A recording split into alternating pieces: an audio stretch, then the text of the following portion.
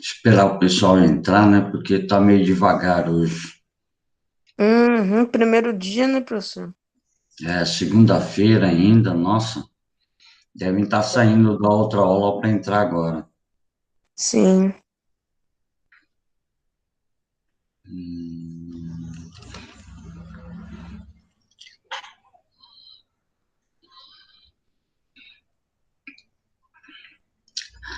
Bom dia, Nicole.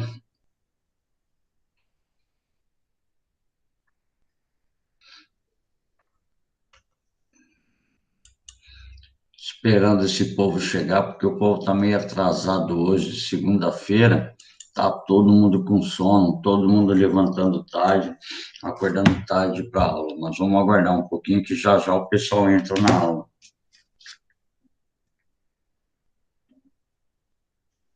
Uhum.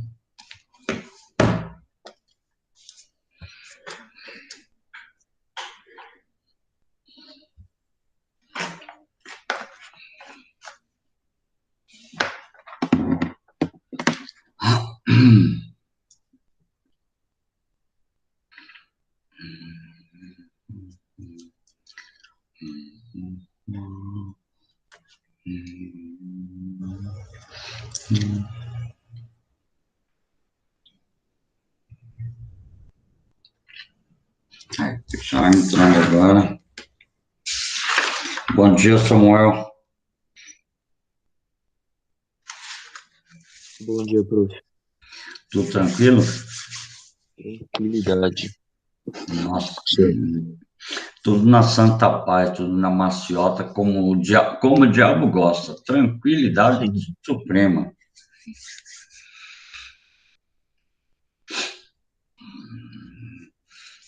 Esperando o pessoal entrar, vai levar de 5 a 10 minutos para o pessoal entrar.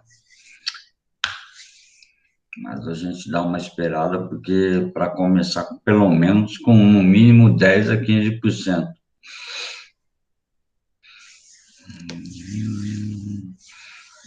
Bom dia, Nicole.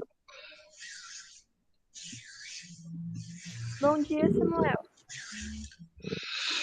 Ah, é, né, Nicole? Para mim, você manda mensagem no chat para o Samuel, você fala bom dia, né? Muito Estava obrigado. procurando o microfone, no caso, o fone. Tá, desculpada, então.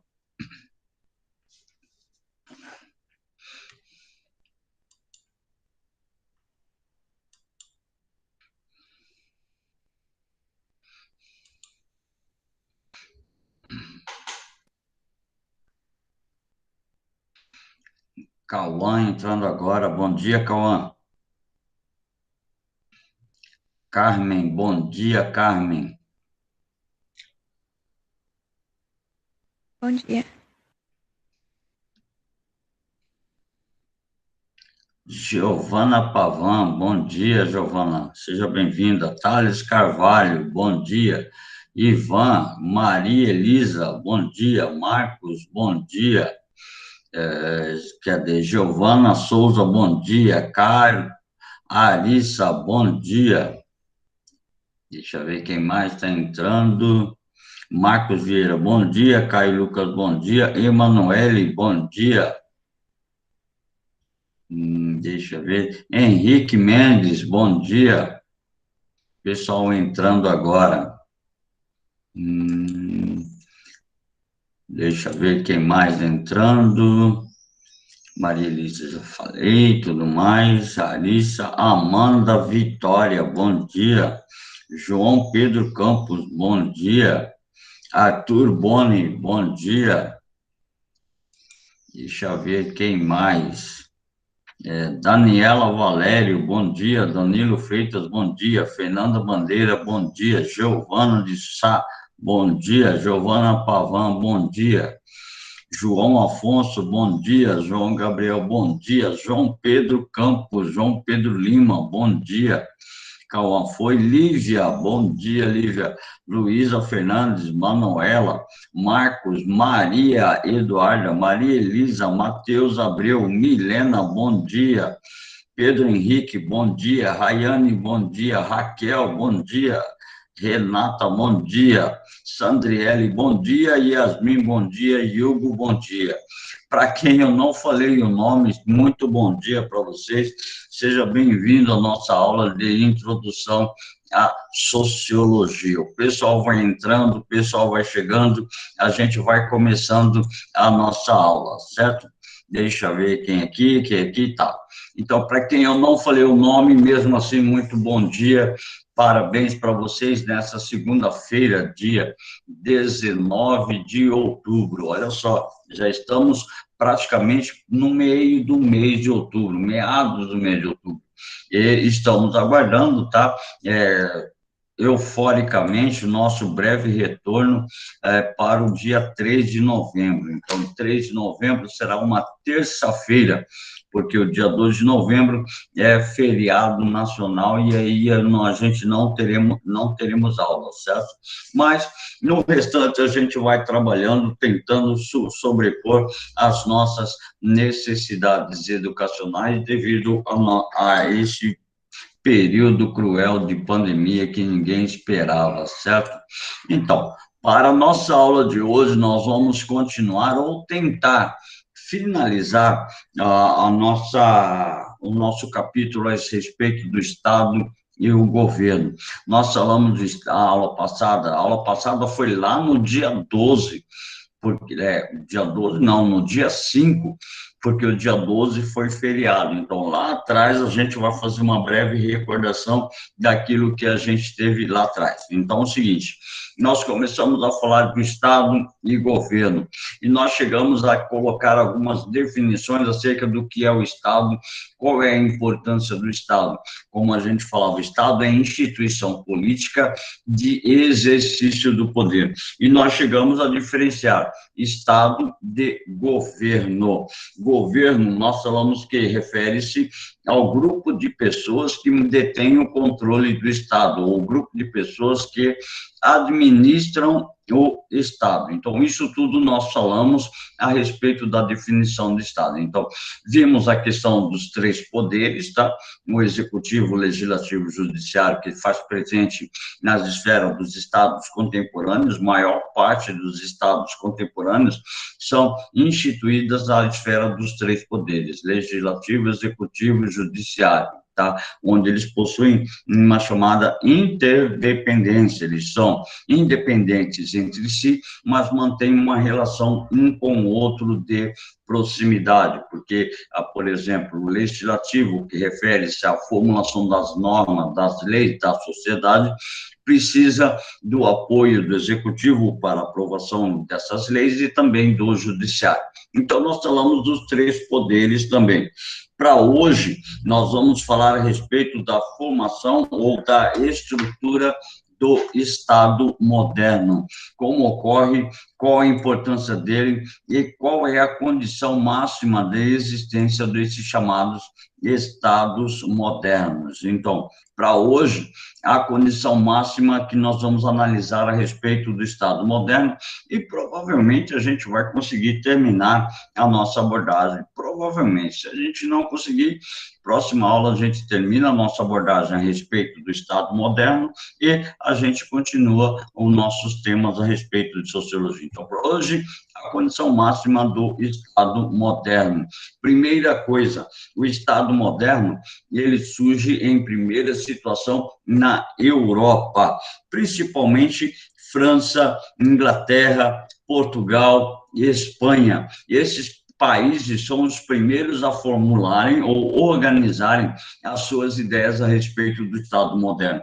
E vocês já devem saber essa situação, porque em história vocês estão estudando ou já estudaram a formação do Estado moderno. Portugal, Espanha, França e Inglaterra. Então, vocês já viram, basicamente, a estrutura do Estado moderno dentro da disciplina de História. Então, o Estado moderno passa por progressivas centralização do poder, afirmação do princípio da territorialidade, da obrigação política e impessoalidade no comando político. E essa progressiva centralização do poder, vocês viram na disciplina de História, o nome de absolutismo monárquico. Então, é certeza que vocês já estudaram a formação do absolutismo europeu, porque vocês já estudaram as chamadas grandes navegações, tá? Então, essas transformações que vão ocorrer levam ao desenvolvimento ou à formação do Estado moderno. Então, o surgimento do Estado moderno, de um sistema policêntrico, ou seja, várias esferas do poder, e complexo dos senhorios ou dos senhores feudais, para o Estado territorial concentrado e unitário, para regionalizar a gestão do poder e organizar a política. Isso quer dizer o seguinte, que no período medieval, o poder estava dividido em vários senhores feudais. Eles exerciam o poder, até que houve a necessidade de centralizar o poder para coordenar as atividades econômicas, as atividades políticas dentro da sociedade. Aí o que acontece? É eleito um rei, é feito um rei, e o poder desses senhores feudais acaba diminuindo, como eu posso dizer, diminuindo, na verdade, acabam diminuindo em relação à formação do poder central do rei. Então, o rei passa a ter total controle político sobre as regiões e centraliza não só a administração, mas também a estrutura econômica do seu reino. O termo Estado vem de status, indica a condição do país, seu ordenamento social, político e material. Então, o termo Estado é a condição máxima do meu país. Mas para que eu tenha um país oficialmente elegido, eu tenho que ter um espaço físico. Esse espaço físico, ou nós chamamos de território. Essa base física é onde o poder do Estado vai atuar, é onde o poder do Estado vai chegar como uma situação máxima de organização política desse território. Então, separação entre o elemento espiritual e o elemento mundano, o primado e a supremacia da política. Isso quer dizer que, dentro do período medieval, a Igreja tinha o poder temporal e o poder espiritual. O poder espiritual que era propriamente direcionado, tá, à esfera religiosa, e o poder temporal ligado diretamente à condição econômica que a Igreja possuía, principalmente na concentração de terras. Agora, a ideia é o seguinte: o Estado controla o poder temporal e a Igreja fica somente com o poder espiritual. Então, separando claramente as duas áreas ou as duas condições de ação do desenvolvimento para que o Estado possa ser formado enquanto tal. Dentro dessa possibilidade, começam no século XVI e no século XVII as lutas religiosas na Europa, um período de transição que foi muito mesmo, tá? Perigoso para a estrutura de formação do Estado. Então, a religião, por exemplo, a religião católica, a religião protestante, o calvinismo e o anglicanismo entraram em conflito durante o século XVI e o século XVII. E vocês também já devem ter visto isso com o professor de história nas chamadas reformas protestantes, então, reformas religiosas. A partir desse momento, o Estado passa a adotar uma religião como oficial ou combater todas as religiões presentes dentro do seu território. Então, a partir daí, começam essas lutas entre religiões e muitos estados que vão se apoiar em relação à ideia da centralização do poder político. Então, assim, afirmação do poder monocrático. O que quer dizer poder monocrático? Quer dizer o poder de um só rei de caráter teocrático, ou seja, do rei sobre as tradicionais bases divinas, ou seja, o poder do rei é superior superior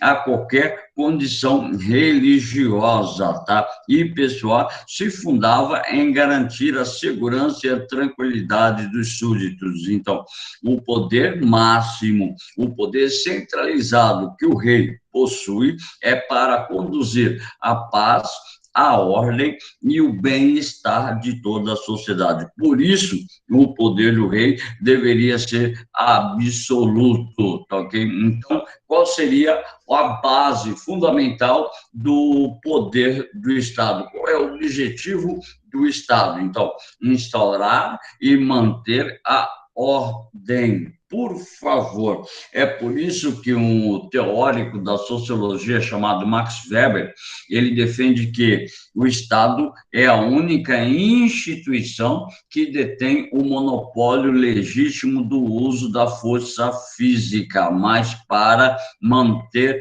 a ordem. Portanto, o objetivo do Estado é instaurar e manter a ordem e deixa de ser natural, valorizando os valores e os interesses dos indivíduos, ou seja, promovendo a hegemonia do Estado em relação aos interesses individuais. É por isso que um dos objetivos do Estado é manter o bem comum. Esse bem comum só vai acontecer quando ele valorizar os valores e os interesses de todos os indivíduos, ou seja, não favorecendo somente a um indivíduo, e sim a todos os indivíduos. Então, um dos objetivos do Estado é a manutenção do bem-estar coletivo da sociedade, mas ele tem que manter a sua hegemonia, ou seja, o Estado tem que estar acima de qualquer indivíduo para que possa controlar as suas ações, para que possa desenvolver a prática do bem comum dentro da sociedade. Então, assim, o poder do Estado é legítimo, o Estado, ele é legal, isso nós chamamos de Estado de Direito. Mas como esse Estado, ele é legal? Por meio de uma Constituição. Se a Constituição foi aprovada dentro da sociedade, significa então que todos os indivíduos reconhecem o Estado como legal. Como, por exemplo, o Estado brasileiro é um Estado de direito. Por que é um Estado de direito?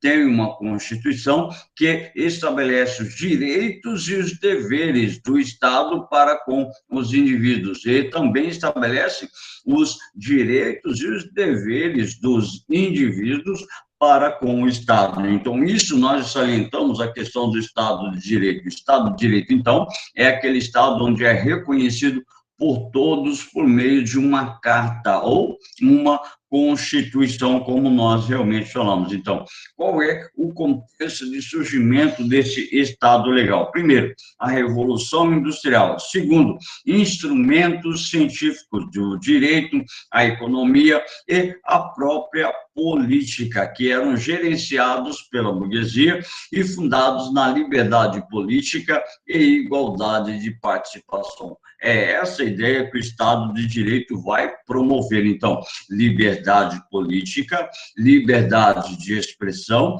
liberdade daquilo que você quiser e igualdade de participação. Como, por exemplo, no dia 15 de novembro deste ano, nós vamos escolher prefeitos e vereadores da nossa cidade. E todos os cidadãos que estiverem aptos a votar, eles têm um direito de igualdade de participação, ou seja, todos podem votar, desde que esteja apto. Como é que vai estar apto? Ele tem que ter o seu título de eleitor, tá? A sua documentação pessoal e ter, no mínimo, completado 16 anos de idade. Então, a partir dos 16 anos de idade, ele já pode praticar o direito de igualdade de participação, pelo menos na estrutura eleitoral. Então, essas ideias estão ligadas diretamente à forma com a qual o Estado vive,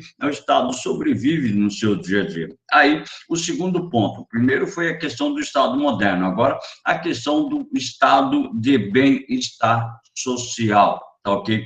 Ou seja, o Estado que garante os tipos mínimos de renda, alimentação, saúde, habitação, educação a todo cidadão. Não por caridade, mas por direito político reivindicado pelos cidadãos. Ou seja, o Estado de bem-estar social é aquele Estado que promove as condições dentro da sociedade e dá as condições mínimas de sobrevivência para os indivíduos. Então, é o Estado que garante os tipos mínimos de renda, alimentação, saúde, habitação e educação. Então, a pergunta, deixa eu fechar aqui, tá? Vou fazer uma pergunta para vocês. Deixa eu achar aqui onde é que vocês estão. Ah, achei. Eu posso, quem quiser pode responder à vontade, tá?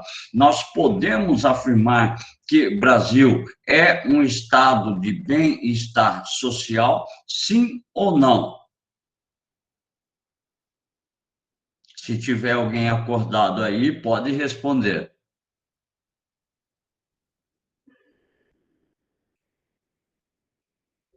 Nós podemos afirmar categoricamente que o Brasil é um estado de bem-estar social em responder assim. O Henrique, o fato de tentar dar cesta básica, nós podemos dizer que não considera como uma condição do estado de bem-estar social. Ele não é, o Brasil é um estado assistencialista. O Arthur está falando que não. Tá? O Brasil é um estado assistencialista, então, dá cesta básica como uma assistência social. O estado de bem-estar social não iria dar cesta básica. O estado de bem-estar social ia conduzir esse indivíduo a gerar renda, a gerar lucro para o Estado, para que ele possa adquirir todo o necessário para a sua alimentação. Então, o Brasil, ele é considerado um estado assistencialista. Bolsa Escola, Bolsa Família, Vale Alimentação, Vale Renda, auxílio emergencial e assim sucessivamente. Então, é justamente isso que acontece. O Brasil não seria classificado diretamente como um estado de bem-estar social, e sim como um chamado estado assistencialista, porque ao invés de conduzir o indivíduo a criar as suas próprias condições, ele dá a assistência básica necessária para que aquele indivíduo possa desenvolver a sua condição. Pegou a ideia? Muito obrigado, Arthur, muito obrigado, Henrique, pela participação. Então, temos, assim, dentro dessa ideia, diz assim, a Grã-Bretanha, pós Segunda Guerra Mundial, é chamado de estado de bem-estar social. O que fez a Inglaterra logo após a Segunda Guerra Mundial? Tratou de criar condições para gerar emprego à população mais pobre, aos indivíduos que estavam participando de situações de risco. Tá? O Brasil distribui cesta básica, né, Henrique, ao invés de criar condições, dar meios para transformar a sociedade. Então, a Inglaterra ela passou a investir na educação, passou a investir em desenvolvimento econômico, produção agrícola, passou a investir diretamente na recuperação da indústria. Com isso, a população passou a ter emprego, com isso, a população passou a ter condições de recuperar os seus danos causados pela estrutura econômica da Segunda Guerra Mundial. Diz assim: estados patrimoniais, ou patriarcalismo, ou principesco, tá? Defesa do bem-estar social, não foram os estados racionais legais que mais avançaram, como o caso do Brasil, Primeira República república. No caso do Brasil, Primeira República, nós tínhamos o chamado patriarcalismo, ou seja, ou como nós conhecemos o nome de coronelismo. O coronel abraçava uma região e ele controlava aquela região.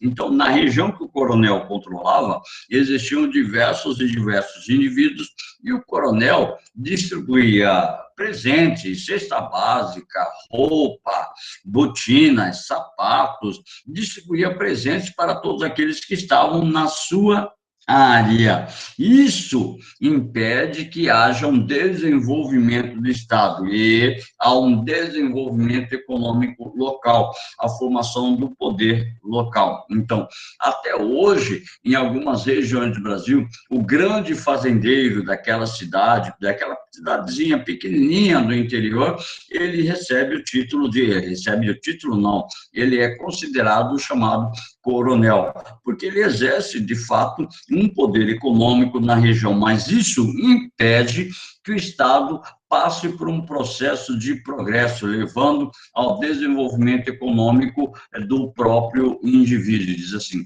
a Inglaterra, ela adotou o princípio da livre iniciativa, o salário mínimo abolido na Inglaterra lá no século XVIII, século XIX, até meados do século XX, portanto, desvio do princípio do merecimento poderia desencorajar os preguiçosos, ou seja, a partir do momento que você desenvolve uma livre iniciativa, você desenvolve uma estrutura para o desenvolvimento econômico autônomo, o Estado deve promover a proteção da sua ação. E isso desencoraja o preguiçoso. Por que desencoraja o preguiçoso? Porque o preguiçoso, ele quer ficar acomodado, ele quer ficar parado, ele quer receber a cesta básica do governo, ele quer ser alimentado pelo governo, ele quer ter uma renda doada pelo governo, mas ele não quer exercer uma função de trabalho, ele não quer praticamente gerar lucro para o Estado, quer que o Estado somente o ampare. Então, esse é um problema sério. A Inglaterra partiu para o outro lado, para outra situação na estrutura do seu bem-estar social. No século XIX, a Inglaterra tinha a chamada Lei dos Pobres, tá?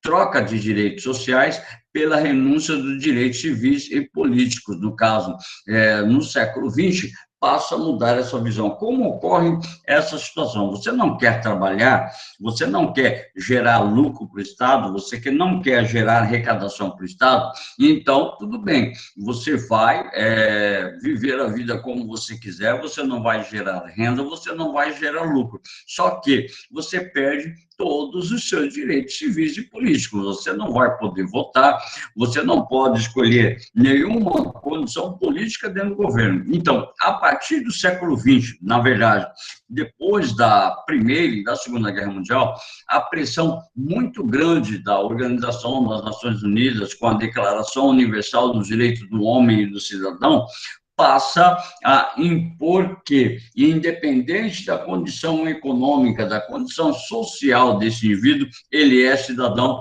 ele tem direitos políticos. Aí, essa lei foi revogada, mas, assim, era uma ideia que foi criada justamente para acabar com esse espírito de pobreza na Inglaterra. Então, o Estado começa a intervir, como, por exemplo, intervenção do Estado na Primeira Guerra Mundial, na crise de 1929 e depois durante as condições institucionais diversas, como o neofascismo, os liberais democratas, ou seja, a Inglaterra. Vamos pegar como exemplo a Inglaterra. A Inglaterra, durante a década de 30, teve que estabelecer intervenções políticas, intervenções econômicas para tentar salvar a sua economia, certo? Enquanto que Alemanha, Itália, Espanha, Portugal, passavam pelo processo de nazificação, ou seja, o processo de formação do fascismo dentro do território, ou seja, é o Estado intervindo diretamente nas relações econômicas, políticas e sociais,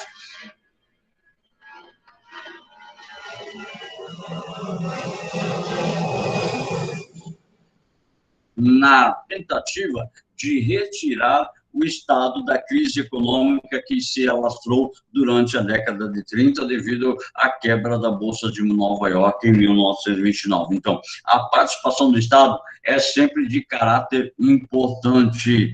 Durante a década de 40, no caso a Inglaterra, que está sendo nosso exemplo, independente de sua renda, todos os cidadãos têm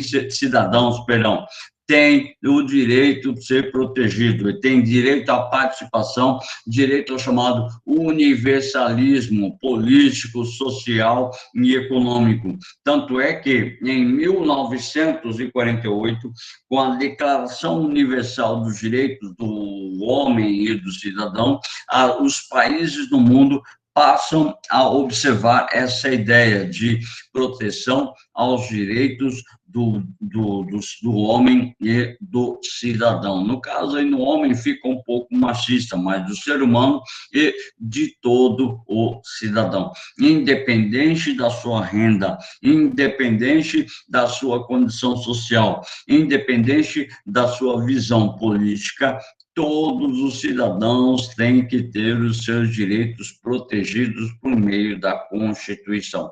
Então, essa ideia passa a dominar a estrutura do Estado contemporâneo, ou o Estado moderno, como propriamente nós falamos. Na década de 60, no auge da Guerra Fria, nós temos uma grande crise fiscal e com o aumento do déficit público. A ideia foi limitar a intervenção assistencial. É justamente o que acontece no Brasil. Só que o Brasil não tem uma ideia de limitação, em si, uma ampliação, ok? Ou seja, por exemplo, a crise foi tão grande na Inglaterra que o Estado passou a conceder assistência social a todos os cidadãos para poder proteger, tentar promover os direitos dos indivíduos dentro da sociedade. Acontece que, a partir disso, mas foi uma assistência limitada. Alguns setores, alguns indivíduos passaram a sofrer essa intervenção, essa assistência.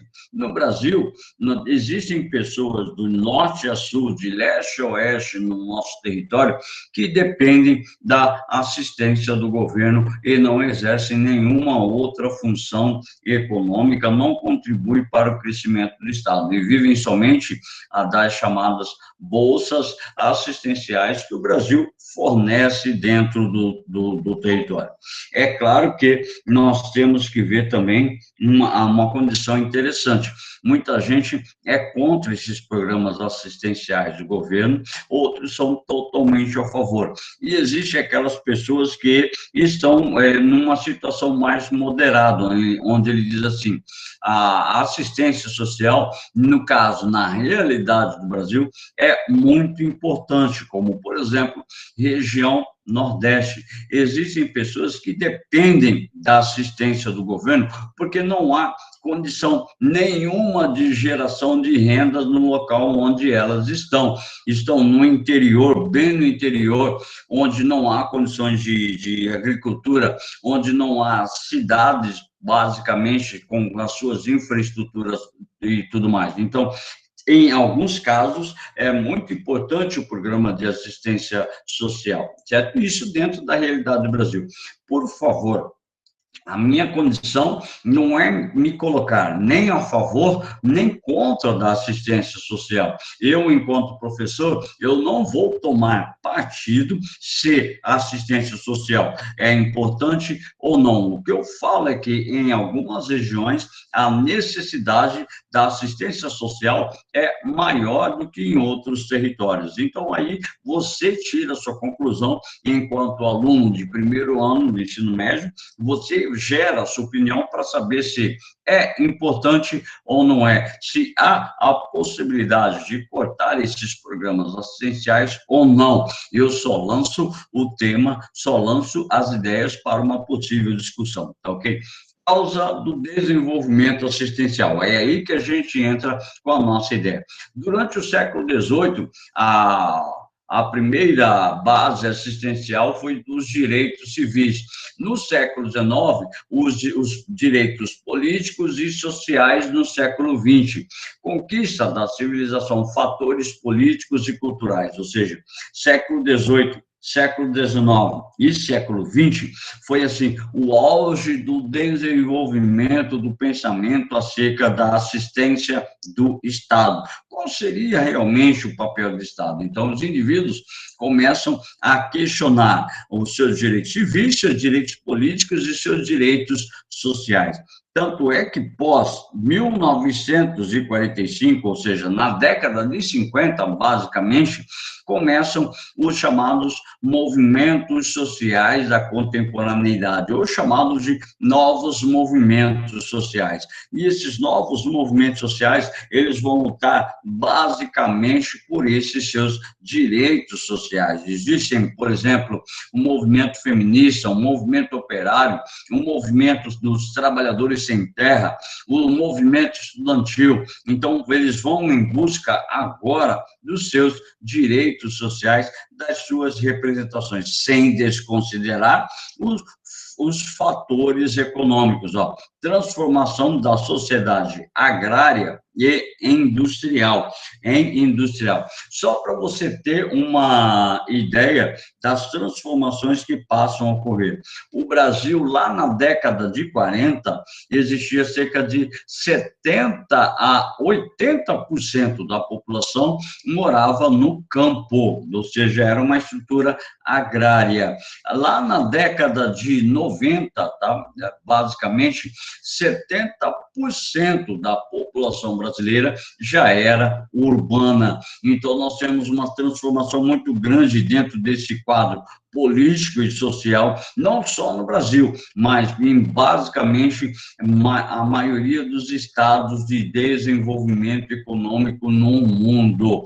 Estudos demonstram historicamente que os gastos sociais estão ligados ao desenvolvimento econômico. Então, quanto mais gasto o Estado tem com os elementos sociais, mais desenvolvido economicamente ele pode ser. Como, por exemplo, o Estado contemporâneo está ligado ao Estado de Direito e o Estado Social, ou seja, o Estado de Direito, que é reconhecido por uma Constituição, validado e tudo mais, e o Estado Social, que é a proteção plena dos direitos sociais dos indivíduos. Dentro dessa esfera, basicamente, século XVIII, século XIX e dentro do século XX, começa o desenvolvimento de novas formas fundamentais das associações entre o direito do cidadão e a função do Estado. Então, difícil coexistência das duas formas de Estado. Direitos fundamentais. O Estado está separado da sociedade. Os direitos sociais, a sociedade entra no Estado. Então, fica essa situação onde o Estado é separado da sociedade, que são os direitos fundamentais. O Estado tem como direito exercer isso para a sociedade. Os direitos sociais, os indivíduos, eles passam, tá, a estabelecer-se dentro do Estado, como, por exemplo, direito social, saúde, educação, moradia, transporte, segurança, lazer, e assim sucessivamente. Então, esses direitos sociais, você não consegue desvinculá-los do Estado. Agora, os direitos fundamentais que o Estado exerce em relação ao indivíduo, ele é reconhecido constitucionalmente. Então, assim, as estruturas formais do Estado de Direito lá do século XIX é a lei formal, a lei material e a lei social e política, tá? A formal é a lei propriamente que está instituída na Constituição, a material, a condição econômica, o estabelecimento do desenvolvimento da chamada economia de mercado, o desenvolvimento dentro do mercado, a estrutura social, a integração dos grupos excluídos com a estrutura do próprio Estado, a estrutura política, então, separação e distribuição do poder executivo, legislativo judiciário. Aí eu tenho o executivo, o judiciário e o legislativo federal, estadual e municipal. Então, isso seria a distribuição dos poderes. Eu tenho o poder nacional, o poder regional e o poder local. Então, essa é a ideia do Estado contemporâneo, uma divisão, uma distribuição dos poderes que são de Estado fundamentais. Aí nós temos uma outra realidade dentro do Estado contemporâneo, e isso nós temos que falar, porque tem caído em algumas provas de vestibular pelo Brasil afora, o chamado Estado teocrático. Ainda existem hoje novas formas de estados teocráticos. Diz assim, é um tipo de, ou onde, aliás, em um estado teocrático pleno, o governo opera sob o argumento de que são ordens divinas. A vontade do povo, em geral, fica em segundo plano, se não coincidir com os interesses do sistema vigente. Em tese, nos países teocráticos, a divindade é reconhecida como o verdadeiro chefe de Estado.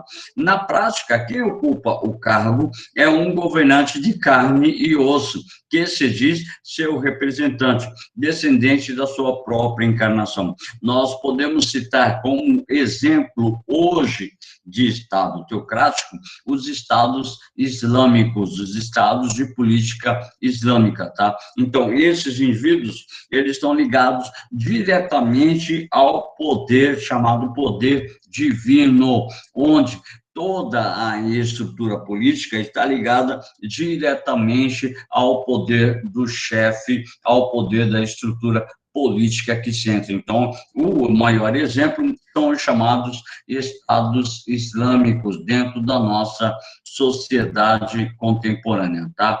Deixa eu ver, me mandaram a perguntinha aqui. Cadê? Ah, não foi perguntinha, não, certo?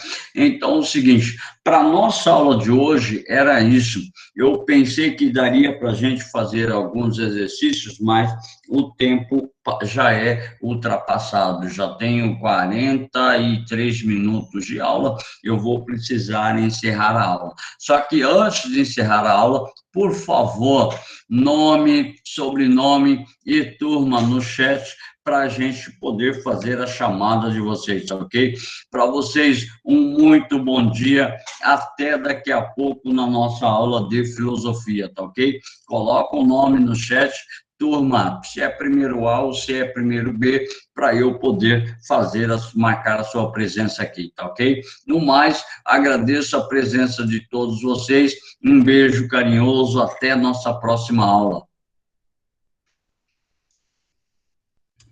Tchau, professor. Obrigada. Tchau, eu que agradeço. Tchau, professor. Tchau.